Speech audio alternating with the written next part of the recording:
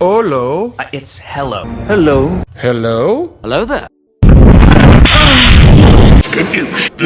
Welcome back to the Space Gulag. Today we're going to find out what would have happened had Anakin had dreams about Order 66. Our story begins upon Anakin's return to the Jedi Temple. He was informed by the Chancellor of the Galactic Republic that he was going to be appointed to become his personal representative on the Jedi Council. Anakin was honored. At first, he couldn't help but feel joy. It hadn't been more than a couple of hours that he found his wife was pregnant. Anakin was filled with joy at the idea of becoming not just a Jedi Master, but a father. All things considered, he still carried a lot of guilt from when Ahsoka left the Jedi Temple. He couldn't get over that said guilt. It stayed with him constantly, and he couldn't let that feeling go. But as a Jedi, it was their responsibility to train the next generation of Jedi. Anakin was holding out hope because there was a chance every issue he had could be fixed after the Siege of Mandalore and after the war ended. Anakin was presented in front of the Jedi Council when he returned. This room often held a very heavy presence within it. Was it the council members themselves, or was it how stuffy the room felt? He couldn't tell himself. Anakin's first encounter with the Jedi Council was very negative. They didn't want him in the Order, and not in the slightest. On the other hand, he stood before them now, with specific instructions from the Chancellor himself, suggesting that Anakin should become a Master on the High Council. Because the Council obeyed the code, they couldn't just make Anakin a Jedi Master. That was against their code. His student didn't fully become a Jedi Knight, leaving him a Jedi Knight himself. The Jedi explained that he was on this council, but he was not granted the rank of Master. Anakin was genuinely appalled. He couldn't believe it. It was just outrageous. It was unfair. Windu reminded Anakin that because Ahsoka didn't become a Knight, he couldn't be made into a Jedi Master, and then telling him to take a seat. Anakin apologized, bowed, and then moved back to his seat, receiving not just public embarrassment, but glares from some of the most prominent voices inside of the Jedi Order. When Anakin sat down, the council picked up their conversation. When everything was over, Anakin would be informed by his master that the council was asking him to spy on the Chancellor himself. Anakin was well aware that Obi-Wan would be leaving for the temple to go to Utapau to fight General Grievous. Of course, Anakin's mind was awry at the idea of spying on someone he considered a mentor as well. Obi-Wan tried to comfort Anakin, but at the same time, he tried to make it make sense to Anakin, to see how he became the youngest member on the Jedi Council, and while he wasn't quite a master, he had a great honor of being the first Jedi Knight and the youngest member ever allowed into the Jedi Council. Anakin appreciated this. As much as Anakin and Obi-Wan used to butt heads, Obi-Wan knew how to help his former student, and understand and see where he was seeing things and where he was coming from. Obi-Wan suggested that Anakin go and get some rest. The war would be over soon, and he could finally enjoy the peace. Also reminding Anakin that Ahsoka would be back soon. Anakin smiled softly at this, thanking his master for the comforting. Later that night, Anakin was asleep in Padme's high-rise residence. He was tossing and turning something mean in a nasty dream. Anakin saw glowing eyes from a rotten face he couldn't recognize, and every few moments he blinked, he saw the Jedi Temple getting closer. The sound of an army marching behind him filled his ears, and his heart began to pick up pace. Anakin looked forward and saw some Jedi Temple guards. Before they could ignite their weapons, they were gunned down by the 501st as they ran into the temple. Chaos ensued as blaster fire filled the halls, and the sounds of terror rung out as lightsabers ignited to only be dimmed out moments later. The unprepared temple was no match, and then the most horrific thing. Anakin made his way for the council chambers to where he found younglings and cut each of them down individually. Anakin screamed in his sleep, but he wasn't awoken. He continued. The slaughter continued. He killed Sindralik and dismembered so many people, while the boys in blue tore down the temple itself, the temple he called home. Jedi were in disarray, and their attempts to survive this ordeal were simply futile. Anakin turned and saw a hologram of the same yellow eyes shine before him before he jumped out of his dream. Padme was looking at him. She asked if he was okay, and he shook his head. Anakin's heart was beating out of his chest as he looked around, pulling his lightsaber to his hands and igniting the weapon, while standing up from the bed. Padme asked again if he was alright, almost jumping with fear. Anakin's blade dropped to the floor, and tears fell from his eyes as he himself dropped to his knees, helpless after seeing what it was that he could possibly be capable of.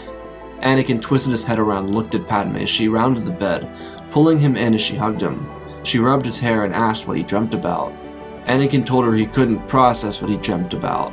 It was the most horrid thing he'd ever seen. Padme tried to reassure him that it was just a dream, but Anakin hesitated. He told her that these dreams couldn't come true. They were awful. They were atrocious. Padme looked down and saw Anakin's hands shaking as his lightsaber rolled down his lap onto the floor. Anakin's entire body had a very physical recoil from what he had just seen. The event was obviously traumatic, just to say the least. One of the Order's most prided students walking in and killing all of his peers. It was nightmare fuel, to say the very least. And then, Skywalker thought back to the younglings, the petrified faces they had as they watched who many of them considered a hero or a role model slice through them and cut them down like their lives had little to no value. Anakin told Padme he needed to see Master Yoda. He couldn't wait. He needed to go now. Padme asked if she could do anything for him, to which Anakin shook his head, leaping to his feet, assembling his boots beneath his feet, and then running out of the room without formidable enough robes that would be required when visiting the Grand Master of the Jedi Order. It was the middle of the night after all. On the other side of the city, Sidious hissed. He was furious. He was inside of the industrial sector in his private lair, outside of the capital.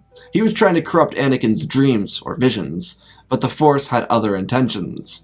The Force reacted negatively to those trying to mess with its creation, because Anakin was, he himself, a creation of the Force. The will of the Force took the dreams that Palpatine was trying to give Anakin and flipped them around to what would happen had he seen these visions of his wife dying.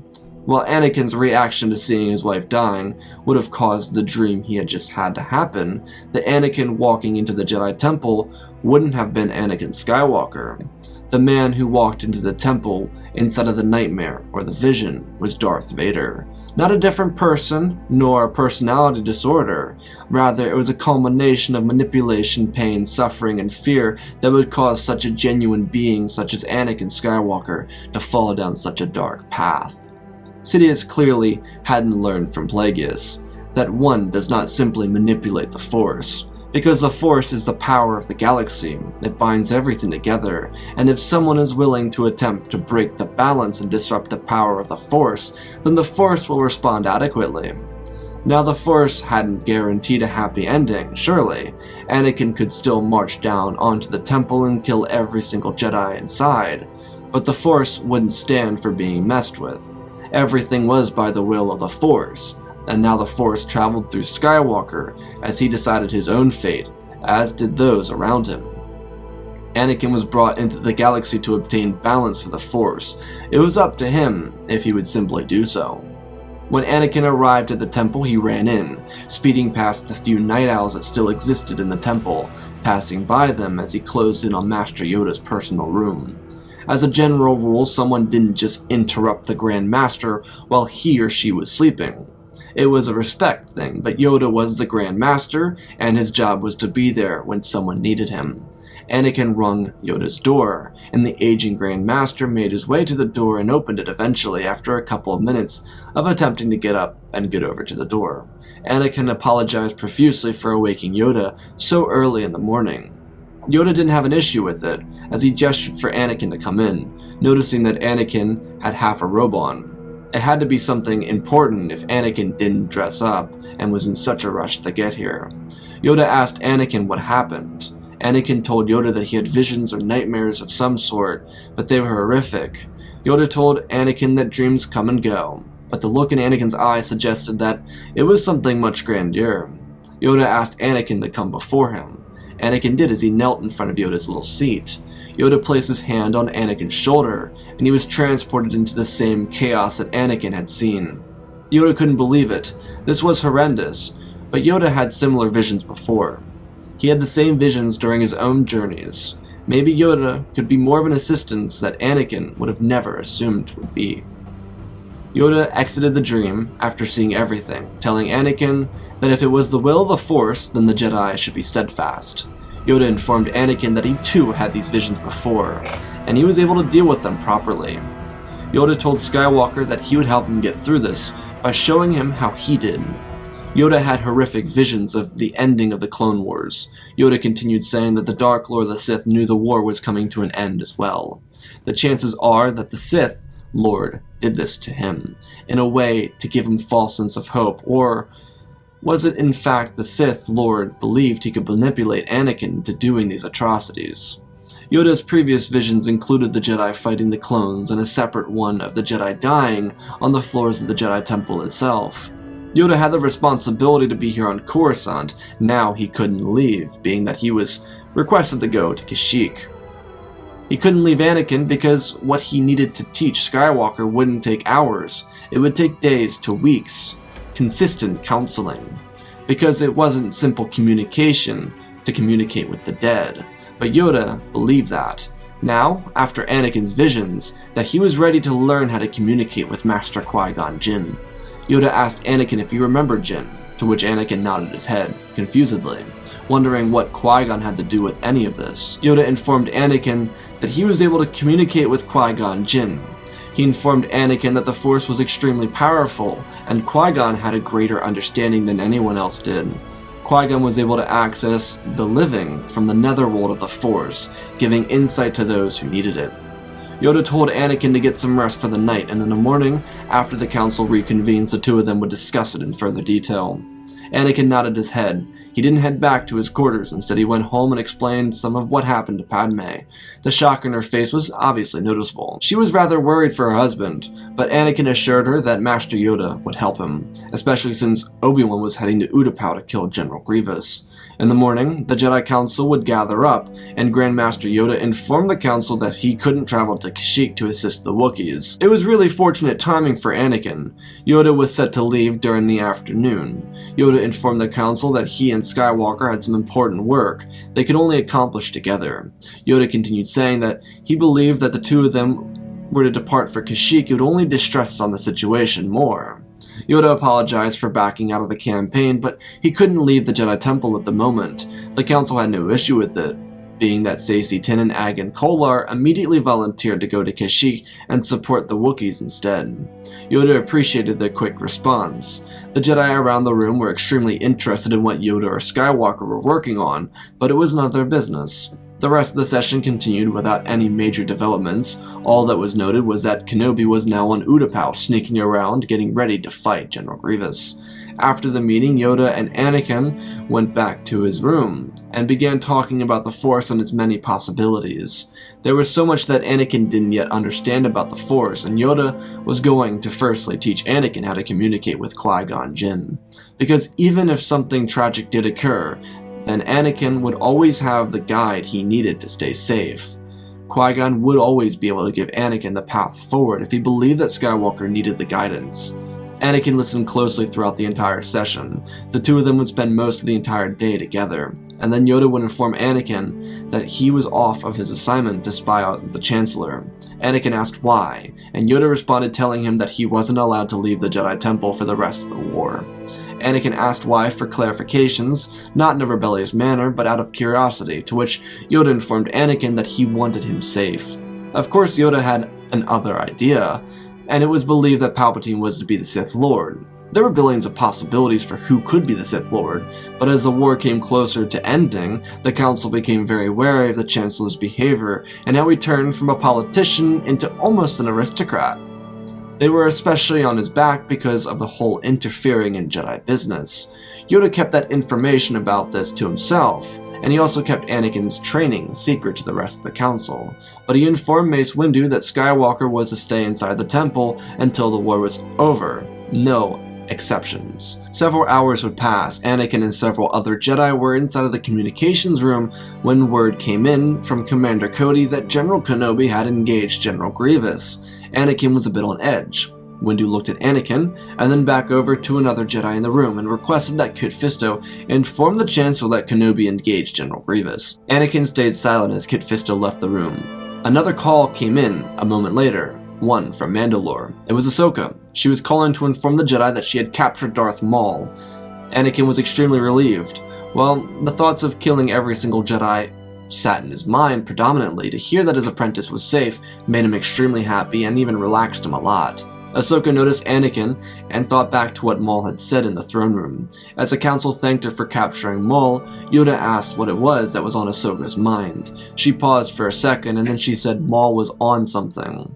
The council members adjusted themselves to hear what it was that Ahsoka was going to say. She said that Maul believed that his former master wanted Anakin. She continued by expressing that Maul went on a tirade about how Anakin wasn't meant to bring balance to the Force, but destroy it. She told the Jedi Masters that whoever Maul's master was going to try and use Anakin for darkness. Anakin looked around at his peers and stood silently. Windu realized why Yoda was staying at the temple with Anakin in this moment now. The question was a matter of who the Sith Lord was. Mace would request to assemble the Jedi Council immediately. All able-bodied council members, with time away from the battlefield, were requested to join this call. Something bigger was at play here, and the Jedi may have accidentally fallen into a trap. The council met in the council chambers and discussed who the Sith Lord was, many of them believing it was the Chancellor. Anakin was obviously a bit upset with this, because he didn't want to believe it, but Kis Fisto was still not yet back from the Chancellor's office, to which Mace informed the council that he would go in and check on him. The few council members inside the council chambers discussed what they would do when the war came to an end. Anakin asked why the Jedi were so hyper-focused on the Chancellor.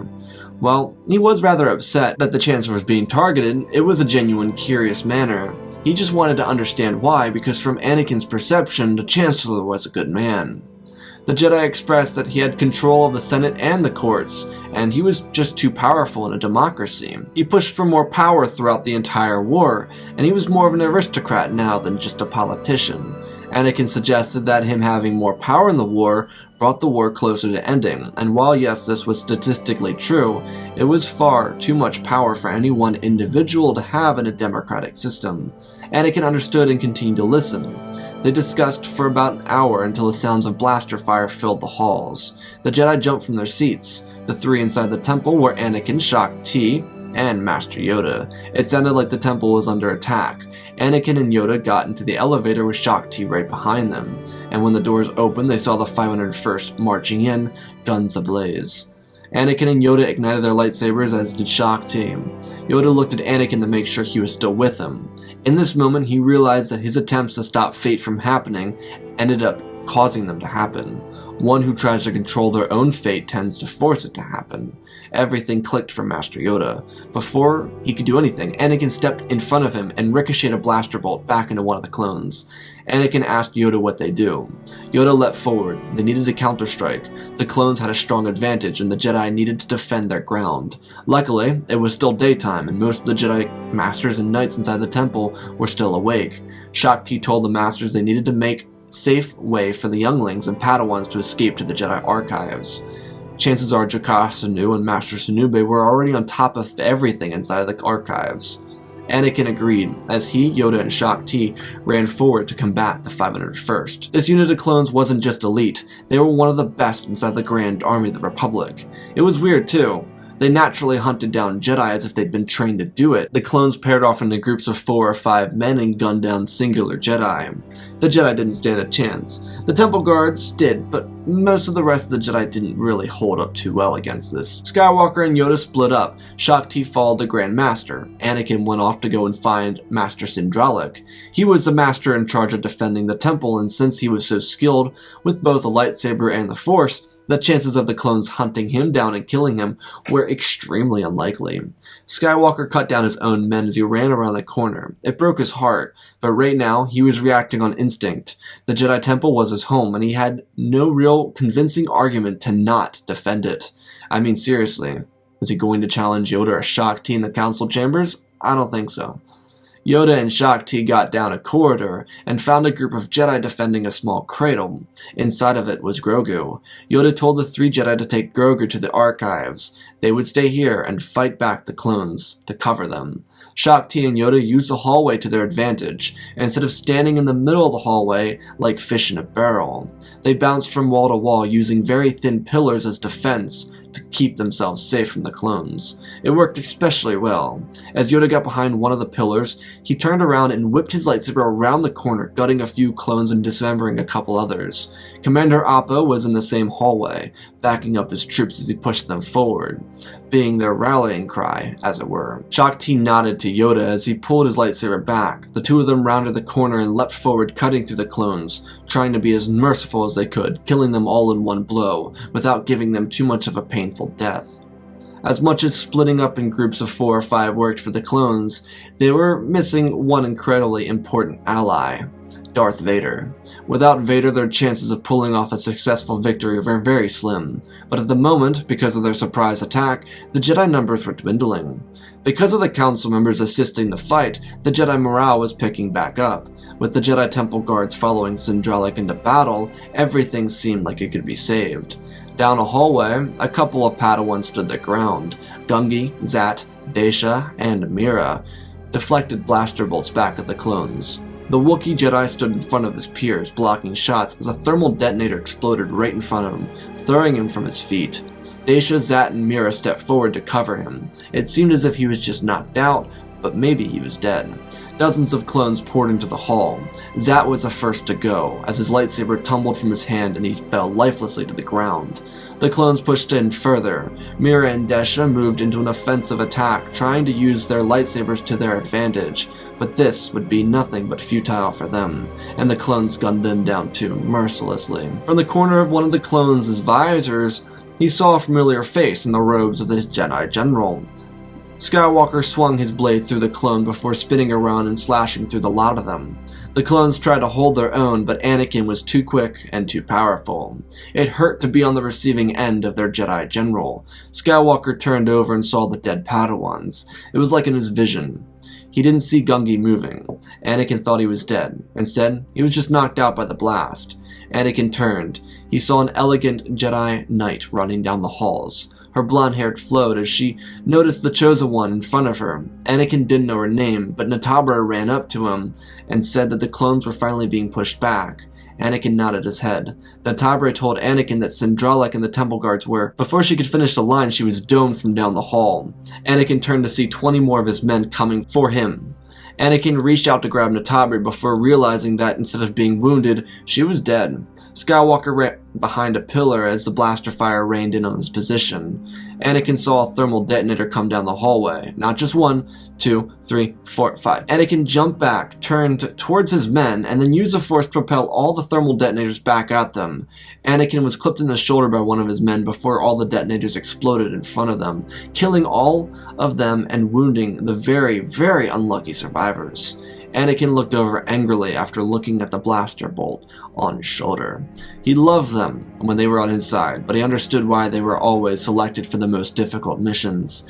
Anakin walked forward with his lightsaber hanging down next to him. The few wounded men cried out for a medic. The sounds of the blaster fire echoing down the hallways dwindled out under the sounds of lightsabers. Anakin looked down at the men, who were too wounded to even defend themselves, as they begged General Skywalker for mercy. Anakin looked at his men, and then back to the dead Padawans. Anakin gritted his teeth, and he jabbed his lightsaber through the first one of their chests before slashing back at the others and killing the rest of them.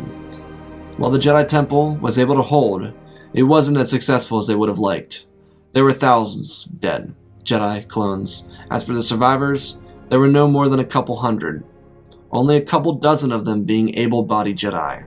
The rest of the survivors were younglings, fortunate enough to survive because their caretakers and masters sacrificed their lives so that they could live. Anakin walked down the Great Hall looking for Yoda and Shaak-Ti, but when he came to the gates, he saw Windu. Mace looked like he'd been through a rough confrontation, except he wasn't at the Jedi Temple. Windu looked at Anakin, and Anakin looked at Windu. In a moment, an oh-so-short moment of true understanding, the two of them looked at each other and embraced each other. Anakin asked Windu what happened. He said that when he arrived, Kit Fisto had already been killed, after what looked to have been an elongated confrontation. Fisto was able to hold his own for a couple minutes before being gutted in the hall. Windu told Anakin that when he arrived, Palpatine was issuing out orders through holograms to clones. When Palpatine noticed Windu, he hissed and ignited 2 lightsabers and leapt across the room. Mace admitted that he almost wasn't fast enough to defend against it, but it was a very heated exchange between the two of the best. Windu used Fapad to defeat Sidious, but it wasn't easy. Mace's robes were scuffed up and some of his garments were cut from his body. Narrow misses.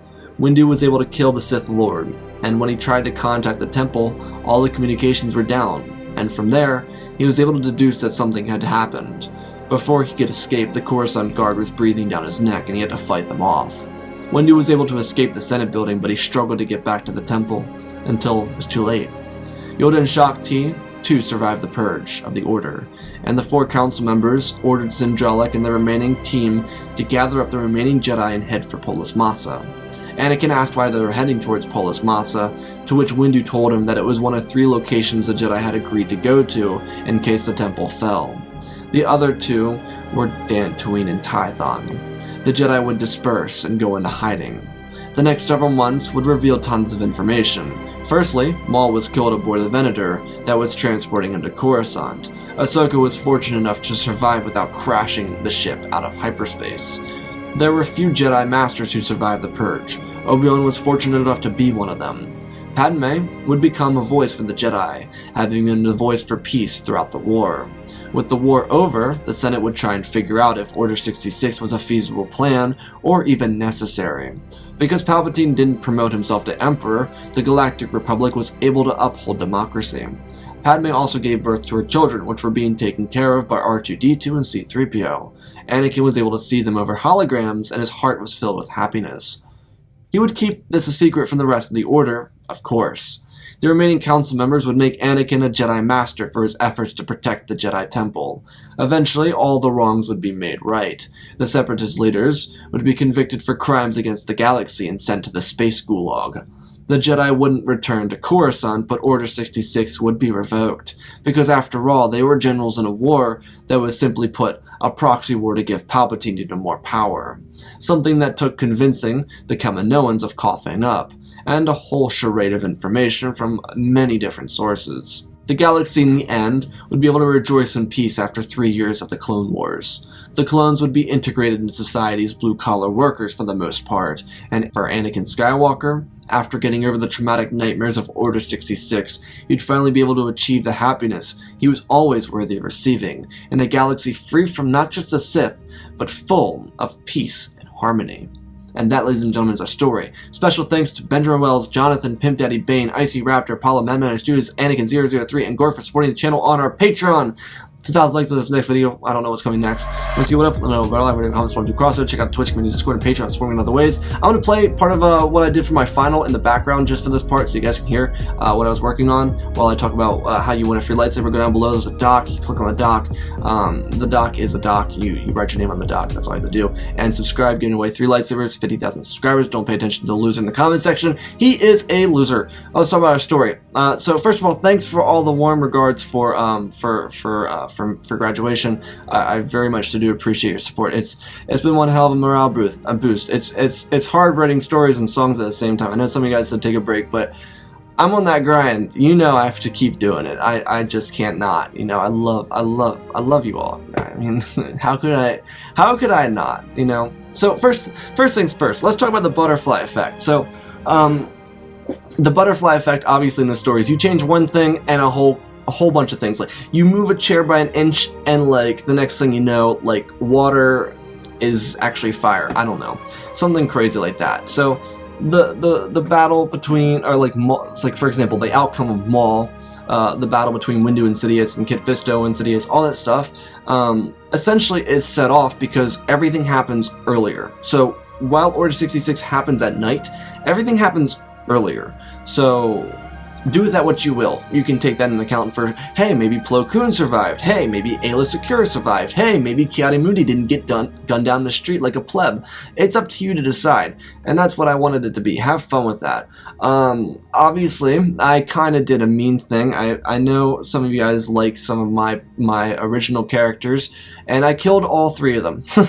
I killed 3 fan favorite characters. I have fun with it. No one's invincible, and sometimes I want to remind that with stories. And I do that a lot with Anakin, which apparently means I hate him, according to comments. I don't hate Anakin, but I'm proving the point that no one is invincible. And it's kind of fun. It's kind of fun. You know, I love these characters. They're a part of who I am. All these characters come from a different part of me, or a different part of whatnot. Well, especially the ones that I create, I'm talking about. And kind of killing them off is kind of fun. It's kind of weird, you know. So I had fun doing that. during this story. Just, you know, Daisha, Mira, who came in the last video, and for long-time fans of the channel, Natabre. So timing is everything. That's kind of the main thing that I want to talk about, is how the timing changes everything in the story, is that everything happens earlier. Because Kit Fisto goes to check on the Chancellor, not Anakin. I don't know what Kit Fisto did. He may have smiled at Palpatine and he was like, hey, that's kind of creepy, man. I kind of don't vibe with that, and like kind of freaked out.